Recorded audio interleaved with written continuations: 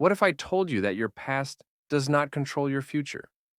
What if the reason you feel unhappy or stuck is not because of what happened to you, but because of how you choose to see it? This is the powerful idea behind The Courage to be Disliked by Ichiro Kishimi, a book based on Alfred Adler's psychology. It challenges common beliefs about trauma, self-worth, and happiness, and shows a new way to live freely. The book begins with a shocking truth. We are not determined by our past. Most people believe their childhood failures or painful experiences define who they are. But Adlerian psychology says something different. It says we are shaped not by what happened to us, but by the meaning we give to what happened. In other words, your past does not decide your life. Your goals do. People do not act because they are angry. They act angry because anger helps them achieve something: attention, control, or avoidance.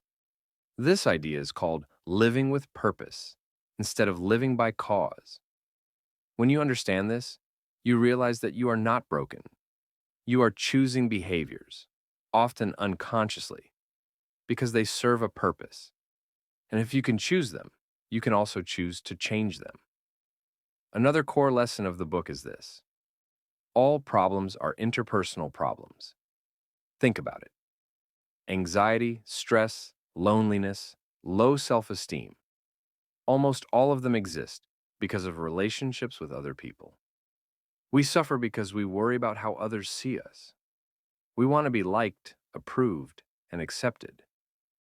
And the moment we live our lives for other people's expectations, we lose our freedom. This leads to the main idea of the book: the courage to be disliked. True freedom comes from having the courage to be disliked.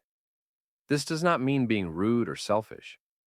It means not living your life just to please others. If you live honestly and follow your values, some people will disagree with you. Some may criticize you. Some may dislike you. And that is normal.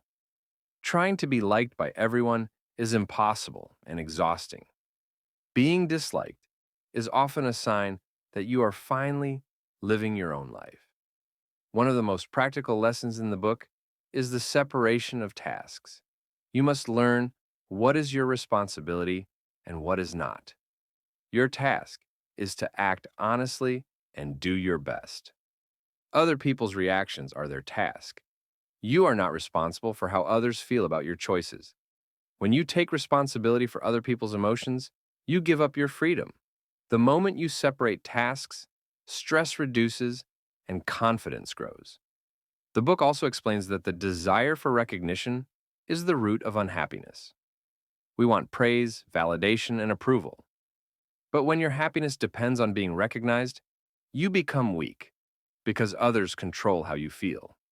Instead, the book teaches us to focus on contribution, not recognition. When you contribute to others in your own way, you feel valuable and connected, even without praise. Inferiority is another key topic. Everyone feels inferior sometimes, and that is normal. Inferiority itself is not the problem. The problem is using it as an excuse to avoid trying. Life is not a competition. You do not need to be better than others. You only need to grow compared to who you were before. Finally, the book presents one of its most powerful and controversial ideas. Happiness is a choice. Happiness is not something you wait for. It is not something others give you. Happiness comes from accepting yourself, contributing to others, and having the courage to live authentically. The moment you stop living for approval and start living with courage, you become free. The courage to be disliked teaches us that freedom begins when we stop fearing judgment, and happiness begins when we choose to live our own life, not someone else's expectations.